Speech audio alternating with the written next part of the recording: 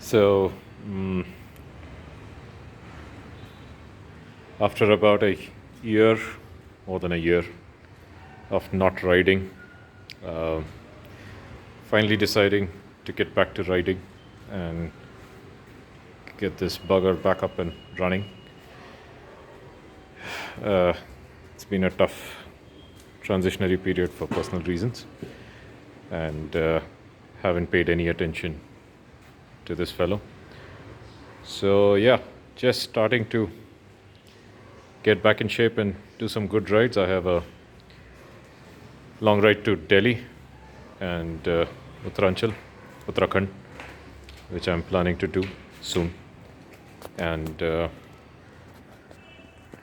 yeah, the idea is to do it on the bike, hopefully, as long as I can finish all the work, which includes cleaning the fuel tank because it's been sitting for over a year.